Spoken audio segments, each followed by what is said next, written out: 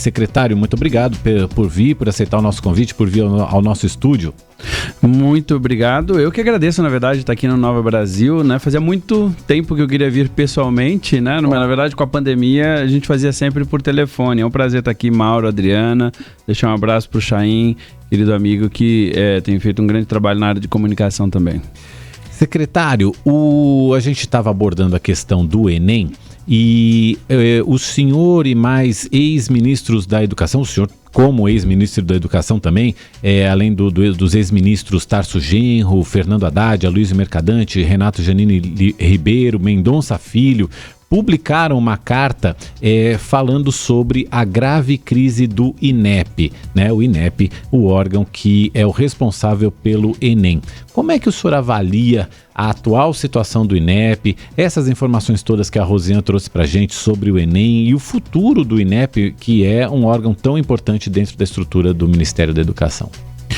Para quem nos ouve, o INEP talvez seja uma das instituições que mais transformou a educação do Brasil, né? Quando a gente hoje discute se a educação do Brasil está boa ou não está boa, é porque o INEP passou a fazer avaliações em larga escala. Os mais antigos adoram dizer assim, no meu tempo a minha escola era assim. Eu gosto de lembrar que no tempo dele provavelmente a escola não era para todos, né? E ao passar a ser para todos, cada vez mais o nosso desafio está sendo a qualidade, né? Qualidade para todo mundo, né? Então, e o INEP faz isso, né? Faz isso com o SAEB, que está sendo aplicado nesse momento, por exemplo, aqui no estado de São Paulo, faz isso com outras avaliações. E o Enem, ele não é uma avaliação da qualidade da educação, mas ele é uma forma democrática de entrada nas universidades, que é muito importante. Que, aliás, o primeiro grande fracasso desse Enem, dessa gestão, que eu acho que é catastrófica, especialmente à frente do INEP, neste momento, por exemplo, a questão das isenções, né? Porque a gente não pode lembrar dos problemas agora. Os problemas não aconteceram somente agora, né? Os problemas ficaram mais evidentes porque 37, sei lá quantos funcionários se demitiram, como se isso não for um sinal de alerta numa instituição que tem uma grande estabilidade, não sei o que será.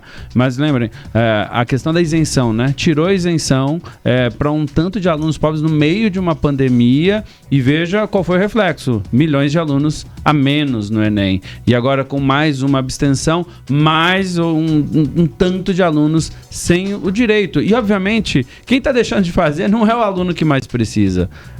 Aliás, quem está deixando é o aluno que mais precisa. Então, assim, é muito preocupante. E aí é muito preocupante porque houve sim intervenção. Dá para ver sim na prova que nos últimos 3 anos houve algum tipo de intervenção. Esse debate, a gente conversa com esses funcionários, isso nos preocupa muito. Obviamente os funcionários conseguiram fazer um equilíbrio na prova porque o banco de itens tem estabilidade ainda, né?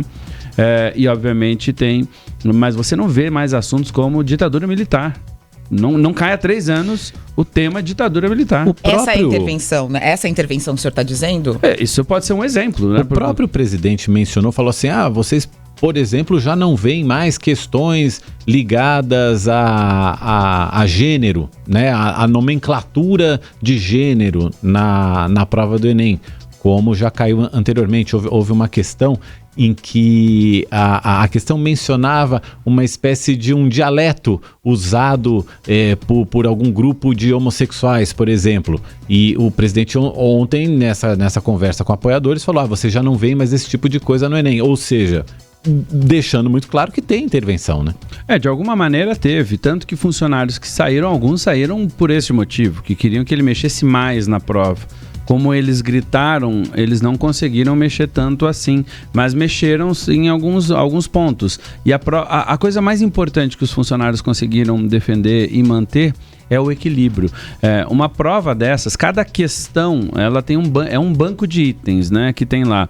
Cada questão, ela é pré-testada para saber o quanto que ela mede e se ela mede. Porque fazer questão assim não é simples, gente. Não é qualquer um que faz. Então, o INEP contrata 1 zilhão de pessoas, aí faz 1 milhão de itens. Depois desse 1 milhão de itens vai se testando e só alguns vão ficando. E eles vão para o banco de itens. Então esses itens são muito caros, é uma das coisas mais caras que tem para fazer avaliação em larga escala, seja para o Enem, seja para o SAEB, seja para o Saresp aqui em São Paulo. Então são itens pré-testados.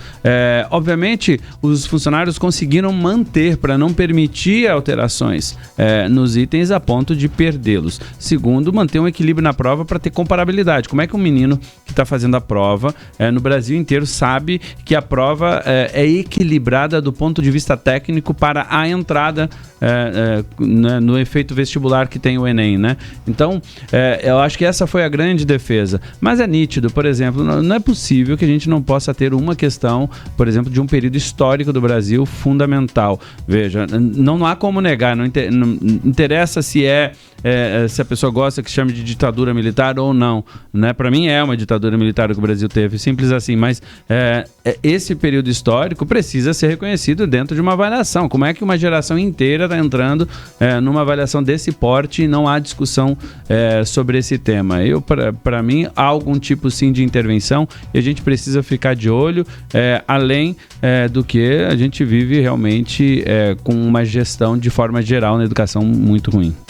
O INEP já é o quinto, né? É o quinto presidente do INEP nessa gestão. Então a gente tem ali uma descontinuidade. Agora o INEP é uma autarquia muito forte, né? O senhor está dizendo que a gente tem alguns problemas. Como a gente pode fazer com que isso não desmorone? Qual é a ação agora? Olha, eu acho que a principal ação vai ser no voto no ano que vem. Sinceramente, acho que o Brasil precisa decidir isso no próximo ano, porque não é só o INEP, né? A gente está hoje falando muito do INEP porque a gente está no momento do Enem. Veja, essa briga dos funcionários, ela não é de agora. Se houvesse um mínimo de estabilidade, não é que foram 5 presidentes do INEP, foram 5 presidentes do INEP, 4 ou 5 diretores de tecnologia, que é uma área extremamente sensível dentro do INEP, da DAEB, que é o diretor que cuida das avaliações da educação básica, né? Já foram outros tantos. Então há uma educação também se trabalha com estabilidade, né? Até para continuidade de processos e para as próprias evoluções, e a gente vê isso de forma muito ruim no Enem, mas a gente pode falar, por exemplo, assim, a falta de liderança do Ministério da Educação na própria pandemia, né? O Ministério da Educação não deu suporte, não coordenou esse processo na pandemia. Falta, sim, uma coordenação nacional, que é competência, inclusive, constitucional do Ministério da Educação. Então, particularmente, acho que o Brasil, hoje, o que teve de evolução dentro da educação foi feita pelos municípios e pelos estados em uma organização própria dentro desse dano, mas não teve a liderança nacional. Acho que isso é uma das coisas mais preocupantes. Secretário, eu queria chamar para a nossa conversa a Maria Helena Guimarães, que é nossa colunista aqui no Nova Manhã. Maria Helena, que é presidente do Conselho Nacional de Educação e já foi presidente do INEP também. Bom dia, Maria Helena. Bom dia, Rosiele, bom dia, Adriana, bom dia, Mauro, bom dia a todos os ouvintes que nos seguem. Maria Helena, sua questão para o secretário, por favor. Olha aí para o secretário, é bem simples, viu, Rosiele? Uma questão bem simples.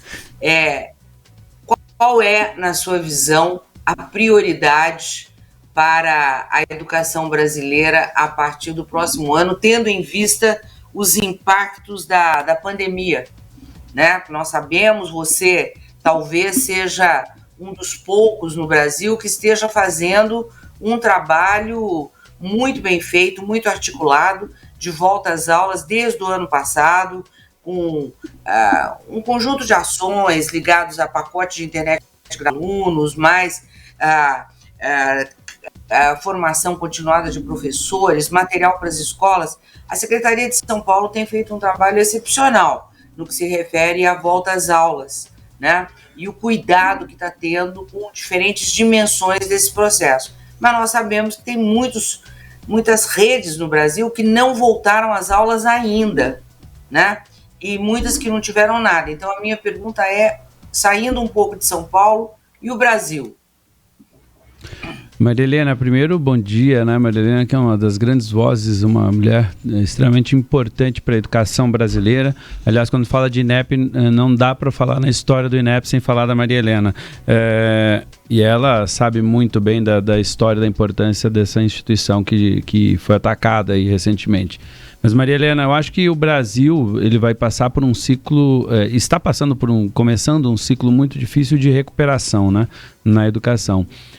Não dá para a gente não falar dos próximos anos sem pensar como recuperar a aprendizagem, né? Aqui no estado de São Paulo, por exemplo, a gente faz uma pequena avaliaçãozinha sempre no final do primeiro aninho da alfabetização. A alfabetização no Brasil pela Base Nacional Comum Curricular, né, ela é determinada que se vá até o segundo ano, até o final do segundo ano, né? Não que a alfabetização também não continue, mas pelo menos as competências e habilidades principais devem estar desenvolvidas ali. Mas a alfabetização, aqui em São Paulo a gente faz uma medição no primeiro aninho. Em 2019, 56% das crianças, Maria Helena, estavam alfabetizadas ao final do primeiro ano. Agora, no ano de 2020, foi para 21%. E isso demonstra claramente o tamanho do desafio. Uma coisa que já era um desafio anterior passa a ser ainda maior. Só pode repetir esse dado, secretário? Em 2019, eram 56% aqui no estado de São Paulo, na rede estadual, das crianças alfabetizadas no primeiro aninho. Agora, em 2020, um ano depois, com a pandemia, caiu para 21%. Isso mostra claramente as desigualdades sociais, as desigualdades todas que estão... Porque o resultado da educação, especialmente com a pandemia, se já não era assim, agora piorou, né, Maria Helena? Não é só o resultado da escola, é o resultado de uma série de fatores. Imagina aquela criança que a mãe é trabalhadora, que não tinha como se dedicar, a criança não tinha alguém para acompanhar, e nessa idade, por exemplo, ela não tem autonomia para aprender sozinha. Então, obviamente, está falando de um aumento de desigualdade social, né? A pandemia escancarou ainda mais as nossas desigualdades, essa é a questão. E a educação vai ter muito trabalho para retornar. Não adianta a gente imaginar que a gente vai conseguir cumprir o currículo inteiro. Então, nos próximos anos, a gente vai ter que dizer o seguinte: o que é tão essencial, mas tão essencial que nós não podemos deixar nenhuma criança para trás com essa habilidade. E ao longo do tempo ir recuperando o restante das habilidades. Acho que isso é a primeira coisa. A segunda, ensino médio. Maria Helena, se nosso tempo, quando estávamos no Ministério, já era importante a reforma do ensino médio, agora é mais ainda. Veja, nós antes da pandemia tínhamos 26% de abandono. Nós não sabemos o tamanho do que vai ficar nesse ano, porque no ano passado foi um faz de conta, na minha opinião. Porque a gente manteve o vínculo, então ele entregava alguma atividade e tal. Aqui em São Paulo até teve reprovação ainda, mas na maioria dos lugares se aprovou sem nem ter aparecido o ano inteiro de 2020. Né? Tem gente que não fez nem atividades em alguns estados. Enfim, vejam, agora o menino... Por que ele vai voltar para a escola? Se a escola não é atrativa o suficiente, se não está linkada a algum projeto de vida dele, a chance de ele abandonar é muito maior, porque ele ainda precisa botar a comida no prato da família. Então o moleque está lá sendo entregador. Quando a gente começou a fazer a volta às aulas, por exemplo, uma das coisas que a gente viu é salas de aula que só tinham meninos. A gente foi entender, mas o que houve, né? Por que nessa região ali e tal só tinha meninos? Aí as professoras começaram a dizer, olha, mas aqui a gente está percebendo que as meninas estão indo fazer faxina com a mãe para poder ajudar. Ou porque a educação infantil não voltou, então ela está cuidando do menino e os meninos não fazem essas atividades. Agora, os meninos estão indo fazer entrega, né? Teleentrega de alguma coisa ou esse tipo de função, fazendo bico para poder ajudar a família. Então a gente está falando de enfrentar, né, algo que já era desafiador. Veja, os problemas serão os mesmos após a pandemia, só que potencializados, aumentados por conta da pandemia. E se nós quisermos falar de economia, está na hora desse Brasil discutir educação. Né? Quando a gente fala muito pouco, né? Quando você for entrevistar um secretário de Fazenda, um ministro da Economia, vejam quantas perguntas se faz para o ministro da Economia sobre educação. Mas o impacto sobre isso é fundamental. Vai ver lá qual é a produção de um homem americano, equivale a 4 homens brasileiros. Né? Então, um americano contrata um americano para fazer o que 4 brasileiros fazem. Isso é produtividade. Isso está lá no processo. O problema da raiz é a educação. Quanto menos a gente dá educação, menos oportunidade eles têm na vida. Isso tem estudos aí que são fundamentais. Eu acho que esse é o principal ponto de recuperação do Brasil. É colocar de verdade no centro da educação Essa discussão de ideologia mata a discussão essencial que a gente tem no Brasil. Eu sempre gosto de dizer o seguinte: está na hora da gente defender uma ideologia, que é a ideologia da aprendizagem, garantir que as nossas crianças aprendam. Eu acho que esse deveria ser um grande foco e de apoio aos municípios e estados que mais precisam nesse país. A gente está aqui conversando com Rocieli Soares, secretário de Educação aqui do estado de São Paulo. São 7h23. O senhor falou sobre a difícil recuperação que a gente tem, esse período de desafio para a recuperação da aprendizagem, de conteúdo perdido. Quanto tempo a gente vai levar para recuperar? Olha, é difícil de estimar o tempo, mas uma coisa é certa. Primeiro, a gente tem que estancar o sangramento, fechar a torneira do vazamento d'água, acabar com o vazamento d'água, ou seja, parar com isso. E como é que faz isso? Voltando às aulas. Né? É um absurdo que no país ainda tem um lugar que não tenha voltado às aulas. Todas as outras atividades voltaram. Pode-se fazer tudo na sociedade, menos ir para a escola, né?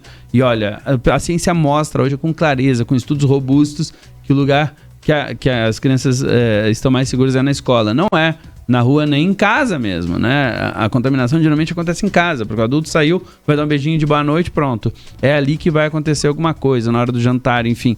Veja, não é a escola o grande problema, mas é a escola que foi uma das últimas coisas a voltar de forma geral no Brasil. Só olhar, tem lugares que ainda não voltou completamente. O estado de São Paulo é uma exceção ainda, sob certo ponto de vista.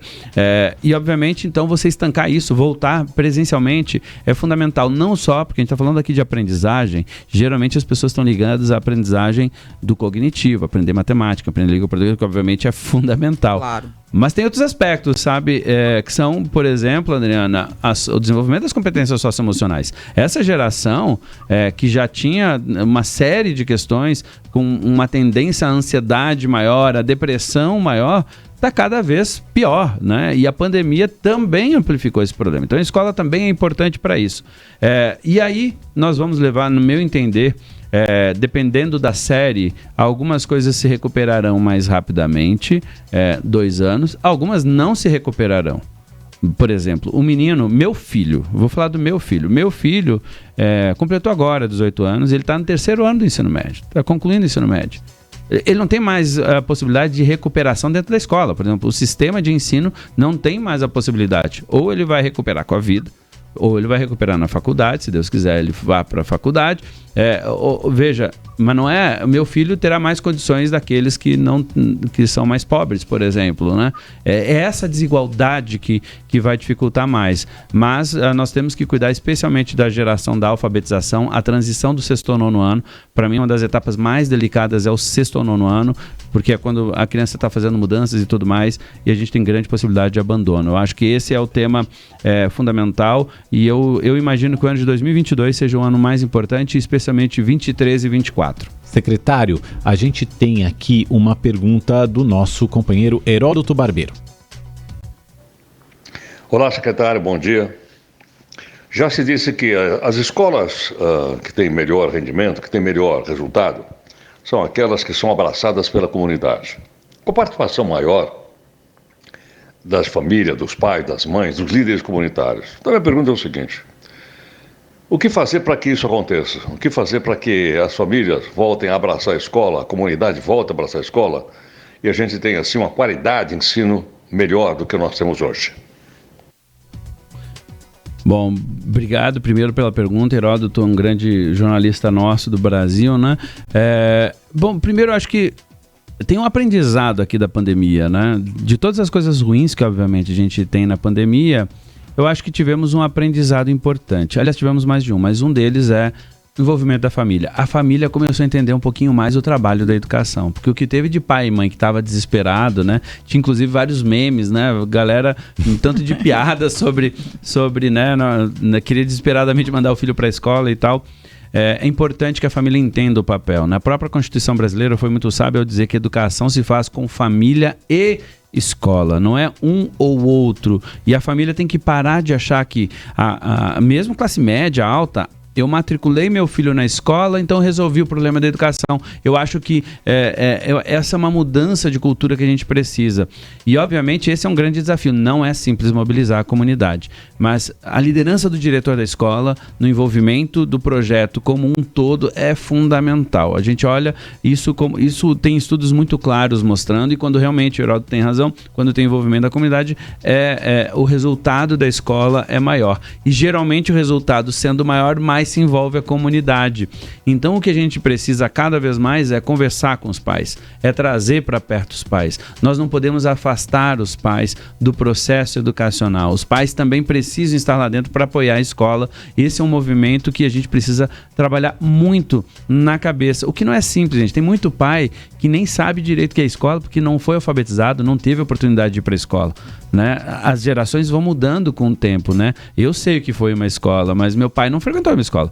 Meu pai concluiu o ensino médio com educação de jovens adultos. Então, ele foi entender o que era melhor uma escola com os filhos, quando teve. E quantos ainda tem pais assim? Então, é um processo que é naturalmente longo, mas que a gente precisa radicalizar e mudar, envolver realmente as comunidades, né? Inclusive, descentralização de recursos para saber o que vai fazer. Enfim, tem uma série de estratégias que a gente precisa buscar. E agora, além dos pais, por que a sociedade, de uma maneira geral, não se envolve mais com o tema educação? Por que a gente sempre fala na educação tem que ser uma prioridade, todas as campanhas políticas, e aí vem e tem fóruns de educação e não acontece nada? Por que não tem esse envolvimento maior da sociedade? Não, eu acho que eu gosto de dar o seguinte exemplo, né? Pelo que as pessoas votam. As pessoas não votam pela educação. As pessoas não votam pela educação. Elas votam quando é prefeito por conta do asfalto, por exemplo, que é importante o asfalto, não estou dizendo que não é, especialmente para aquele cara que vive lá na lama, obviamente, isso é muito importante e tem que cuidar do saneamento, da infraestrutura e tal, né? Mas se a gente não cuidar das crianças, nós não vamos ter um futuro. A gente tem que parar de ficar dizendo que educação é prioridade e transformar a educação em prioridade. Sociedade é isso. Enquanto a mentalidade do pai e da mãe eu matriculei meu filho na escola, então o problema agora é da escola. Óbvio, né? Isso não é discutir educação. E a pandemia talvez tenha mexido um pouco com isso. Espero que as pessoas passem a perguntar, não, eu quero saber o que esse cara que vai governar o meu estado, o meu país, ou sei lá o que, pensa de fato sobre educação. Não ficar nessa discussão bestial de ideologia do não sei o que. Cara, as crianças não estão aprendendo a ler e escrever. Se elas não souberem ler e escrever, elas não poderão fazer o básico de opções na vida. Não, nós estamos conversando aqui 7h35 com o secretário de Educação do Estado de São Paulo, Rocieli Soares. E aí a gente quer saber, então, algumas ações importantes nessa retomada para que a gente tenha o problema da aprendizagem minimizado, dos alunos, os alunos aprendam mais, o problema da evasão, o problema da conectividade, da desigualdade. Que ações primordiais nesse momento estão sendo feitas, secretário, para enfrentar esse desafio?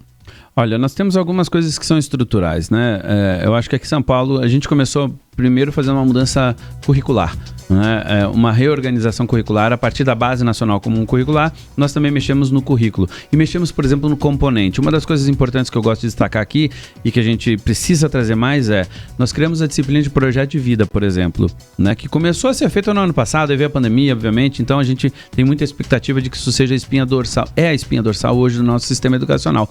Por quê? Porque a gente precisa conectar o estudante. Primeira coisa, conectar o estudante com a aprendizagem. Por que aquela velha pergunta? Aposto que você, aqui, Mauro e Adriana, vocês já fizeram aquela pergunta quando está estudando. Por que eu estou estudando isso, meu Deus? Eu quero ser jornalista. Por que eu estou estudando química? Muitas vezes a gente vai lá, eu queria ser advogado. Por que eu fazia essa pergunta? Meu Deus, eu estava lá na aula de química, não entendia muita coisa. Eu disse, por que eu tenho que estudar isso? Eu só fui entender depois, quando eu fui advogar e fui pegar um caso que tinha química, entende? A gente não faz as conexões da vida. É perguntar, dizer, o que você quer, Adriana, na sua vida? Eu quero ser jornalista. Ótimo, então nós vamos te ajudar. Deixa eu te mostrar por que ciência é importante, por que isso é importante na sua profissão. Porque um dia você vai estar entrevistando um cara, né? Você não é educadora, mas você está entrevistando um cara sobre educação. Você tem que ter no jornalismo, você tem que ter conhecimento sobre tudo. Mas aí a gente não pensa nisso, né? A gente acha que é só saber falar, só saber isso, só... Não é, tem uma série de outras coisas envolvidas. E o jovem muitas vezes está lá sem saber tanto das opções, então envolver isso é fundamental, especialmente para atrair e permanecer. Acho que isso é uma das coisas importantes. Obviamente, foco na educação, né? Nessa retomada, a gente precisa ter foco. Investimento. A gente tem, por exemplo, tecnologia, a gente aprendeu que tem que estar dentro da escola. Então, a gente investiu R$1 bilhão, por exemplo, aqui. Todas as nossas escolas estão conectadas e a gente agora está levando a internet a 100 megas. A gente está aumentando, já estamos com mais de 1.500 escolas conectadas com essa velocidade e até o ano que vem, 5.000 escolas com 100 megas. É a maior velocidade do Brasil, uma das maiores do mundo, por exemplo. E precisa se transformar isso numa realidade do dia a dia, porque a gente viu que a tecnologia não substitui a presença na escola, mas não dá para fazer educação hoje sem estarmos conectados. Então, precisa transformar essa realidade dando mais oportunidade. Desculpe, 1.500 de um universo de 5.000 escolas. De 5.000 escolas. Até o final, 5.000 escolas. Tá. Quando a gente assumiu aqui, as escolas tinham um limite de 8 megas. Era até 8 megas, veja, agora a gente está botando de no mínimo 100 megas e a gente já está sonhando chegar em 300, a gente já está brigando para muito mais coisas. Mas eu acho que uma das coisas mais transformacionais para o futuro que a gente está fazendo hoje aqui no estado de São Paulo é transformar a escola em tempo integral. Quando a gente fala em países desenvolvidos, não existe escola de tempo integral, existem escolas, todas são de tempo integral, com um currículo integral para formação integral do indivíduo, com mais tempo na escola, né? Nós tínhamos apenas 364 escolas com altíssimos resultados. Agora, no início do ano, a gente vai chegar a 2.030 escolas, já das 5.000. E até o final de 2022, nós teremos 3.000 escolas de tempo integral no estado de São Paulo. Então, e isso vai fazer uma diferença muito grande por pós-pandemia. Né? A chance de uma recuperação maior, a chance de um desenvolvimento maior, de um envolvimento com o estudante, de fazer ele entender essa história do projeto de vida, da importância da educação, vai fazer uma transformação para os jovens. A gente tem visto isso acontecer, agora a gente precisa da escala. Secretário, eu vou chamar para a nossa conversa o Marcelo Teixeira, nosso repórter de Araçatuba. Marcelo tem uma pergunta para o secretário Rocieli Soares. Bom dia, Marcelo. Bom dia, Mauro, bom dia, secretário, Adriana e todos os ouvintes do Nova Manhã. Eu quero aproveitar, inclusive, essa deixa do secretário sobre o ensino integral. O PEI, o Programa de Ensino Integral, ele está em franca expansão, como disse o próprio secretário na rede de ensino estadual paulista, e de acordo com as regras do PEI, professores concursados com um desempenho aquém das expectativas podem ser desligados dessas escolas. A secretário, ouviu os professores para tomar essa medida, tem feedback dos professores sobre isso. O que será, no final das contas, feito deles? Outra coisa, uma segunda pergunta, quando haverá concurso dos professores para suprir aí uma eventual falta que os desligados farão nesse sistema que está em expansão do ensino integral? Marcelo, obrigado pela pergunta. Primeiro, a questão de ouvir ou não ouvir os professores, existe uma metodologia, né? Aqui, o programa de ensino integral ele é calcado em resultados, em metodologias, hoje, inclusive, que vieram lá de Pernambuco, né? Desde 2013, é uma metodologia realmente que tem grandes resultados. Das 33 melhores escolas do estado de São Paulo, 33 são PEIs. Então, e uma das coisas mais importantes é esse processo de avaliação, não é obviamente isso o principal, mas é um processo de avaliação e ela é uma avaliação 360 graus. Quem avalia o professor? Os seus colegas professores, os estudantes e a direção. Ou seja, quem avalia a direção são os estudantes, os professores e assim por diante. Essa regra vale para todos. Ou seja, é um sistema extremamente moderno de avaliação. Esse professor, ele é desligado daquela escola, vai para um processo de reciclagem e vai para outra escola. Neste momento, a gente está inclusive em transição e repensando esse modelo. Mas isso é muito, muito, muito importante para a metodologia hoje. E, obviamente, a gente sempre contrata novos professores. Aliás, uma coisa que não permitia antes era o professor temporário participar da escola de tempo integral. Hoje a gente conseguiu permitir e é fundamental. E sobre concurso público, a gente tem a previsão de fazer um concurso público. Nós, durante a pandemia, nós não priorizamos isso, entendemos que era necessário passar por esse tempo. Hoje a gente está em trâmite com um pedido de autorização. Esperamos, durante o ano que vem, realizar o concurso para estar pronto para o ano de 2023. Não há possibilidade de fazer um concurso, obviamente, para o ano de 2022. A gente gente tem a contratação com o nosso banco de talentos dos professores temporários, né, que são extremamente importantes, que permanecem durante 3 anos conosco em todas as escolas. Eles podem participar, hoje não há mais exceção, né? Antigamente não poderiam ir para as escolas de tempo integral, a gente, como disse, mudou isso. E obviamente o concurso é importante, nós esperamos lançar em breve. Eu, por mim, já teria lançado, inclusive, estamos aí nos trâmites finais para essa autorização, e aí ainda tem a etapa de contratação da empresa e tudo mais, e a realização de um concurso que obviamente será bastante interessante. Nós estamos inclusive discutindo um novo modelo de concurso para o estado de São Paulo. A gente tem uma pergunta do nosso repórter em Recife, o Anderson Souza. Bom dia, Anderson. Oi, Mauro, bom dia para você, para a Adriana e também para o secretário Roscielli. Secretário, o senhor foi ministro da Educação na gestão do ex-presidente Michel Temer, e a gente tem aí, apesar do imbróglio dentro do PSDB, caso o Dória seja confirmado candidato ano que vem, os senhores já têm conversado nos bastidores com relação a temas para o Ministério da Educação. O senhor teria interesse e até vontade de voltar a encabeçar um projeto de alcance nacional? Anderson, vamos lá. Primeiro, obrigado pela pergunta. Aliás, acabei de citar, né, por acaso, as escolas de tempo integral. A gente tem uma inspiração muito grande aí, vinda de Pernambuco, do grande Marcos Magalhães, inclusive. Mas vamos lá. A gente conversa muito sobre educação, né? E, obviamente, uma coisa importante que eu considero, e eu acho que assim, é importante, né, um presidente da República ter passado por experiências como uma prefeitura como foi o caso do Dória aqui de São Paulo, o próprio governo do estado, porque a gente discute diuturnamente as coisas que a gente precisa fazer. Por exemplo, a gente investe muito em educação infantil. Então eu converso com o Dória muito sobre educação infantil. O João acredita muito no investimento em educação. Vide o que a gente está fazendo de investimento aqui no estado de São Paulo. Realmente tem sido muito transformacional. E o João tem colocado isso muito no centro da sua gestão. Estou falando isso porque ele vai chegar em Brasília a partir de uma experiência. Então, obviamente, a gente conversa sobre tudo aquilo que impacta na educação. E se funciona para São Paulo, obviamente que funciona para outros lugares. E também falo da experiência do Amazonas. Eu fui secretário do Amazonas, né? Então, porque tudo de São Paulo é igual. Não é, obviamente tem as peculiaridades, mas o básico do básico a gente sabe que é. A escola de tempo integral é importante para o estado de São Paulo, mas é importante para o Amazonas, é importante para Pernambuco, é importante para o Rio Grande do Sul, é importante para qualquer lugar. Então a gente conversa bastante sobre isso, Anderson. Não conversamos sobre eu estar ou não estar, obviamente não, até porque, enfim, nem cabe isso.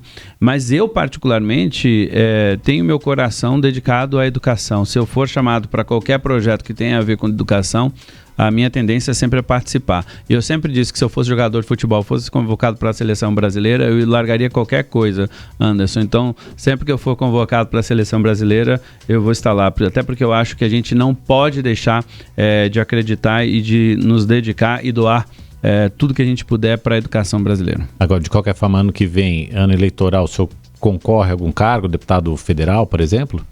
Olha, as pessoas têm falado, têm comentado, eu não tenho nenhuma definição em relação a isso, não tenho nenhum projeto, nós estamos brigando para fazer aquilo que precisa. Nunca parei para pensar, não sou filiado a nenhum partido, não tenho nenhuma filiação partidária.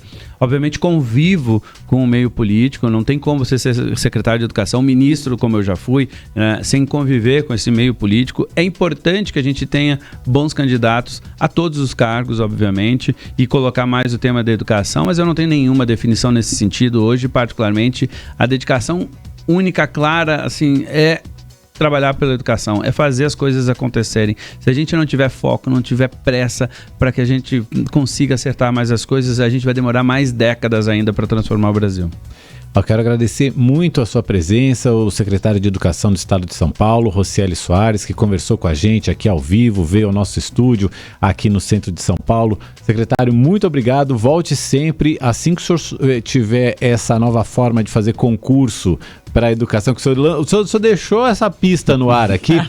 Quando o senhor souber como é que vai ser direitinho, o senhor volta aqui para contar para a gente como é que vão ser os novos concursos. Assim que tiver autorização do governador, que chegar a todos esses trâmites, eu volto. Vai ser um grande prazer e vai ter uma novidade bacana aí sim. A gente espera fazer um concurso bem legal. E eu queria agradecer muito, né, Adriana, Mauro, a Nova Brasil, aqui ao Chaim, a toda a equipe aqui da Nova Brasil. Muito obrigado por me receber. Que bom que vocês estão colocando pauta de educação, que vocês têm aqui pessoas como a Maria Helena sempre comentando sobre educação. É importante demais que o Brasil fale mais. E você, pai e mãe que está nos escutando, participe da vida educacional do seu filho, vá lá, converse, pergunte na escola. Se você não sabe, eu sei que a gente já passou tempo, mas só para dizer, né? Mesmo que você não saiba nem ler e escrever, vá lá e converse com a escola, que você tem muito a ensinar. Você tem muito a ensinar, sim. A aprendizagem não vem só da aprendizagem informal. A gente precisa conectar esses mundos cada vez mais e todo mundo pode contribuir com a educação das nossas crianças e dos nossos jovens. E eu vou pedir licença para pegar uma carona na sua fala e vou falar também o seguinte: e você empresário, empresária, pequeno empreendedor que está aí tendo dificuldade para conseguir mão de obra, por exemplo, para o seu negócio, incentiva a educação. Incentiva a educação, porque vai ficar mais fácil depois para o seu negócio também crescer, também produzir, para você ter mais consumidores também para o seu negócio, para a sua indústria, para o seu comércio. A educação interfere em tudo isso, dá resultado em tudo isso. Aliás, eu tenho dados para dizer, já que você falou, vou aproveitar o seu agora. Vamos levantando a bola para o outro. Existe um dado que diz o seguinte: o jovem que não termina o ensino médio, ele deixa de receber em torno de R$120 mil na sua vida. Isso é dinheiro que não entra no comércio. É o nosso PIB que é menor. Olha o impacto na economia. Não é terminar com qualidade, é terminar o ensino médio. Simplesmente o fato de não terminar, ou seja, isso quer dizer que 26% dos jovens não terminar. Nós temos aí alguns trilhões de dólares ao longo de algumas gerações que deixaram de circular no Brasil, gerar mais emprego, mais riqueza. Ou seja, todo mundo tem que estar envolvido, porque sob todos os pontos de vista, a educação precisa ser prioridade. Que compromisso, né? Que compromisso que a gente tem que ter, né? Com os nossos jovens, com as nossas crianças. A sociedade tem que ter esse compromisso. A gente teve 279 dias sem atividades presenciais em 2020. E agora a gente tem que acompanhar durante esse ano e os próximos anos como que a gente vai recuperar e como é que a gente vai estar do lado dessas crianças e desses jovens para que a gente consiga fazer com que eles vençam também esses desafios. Muito obrigada, secretário. Foi um prazer. Eu que agradeço. Cuidemos do nosso bem mais precioso, que são nossas crianças. Um grande abraço para todo mundo.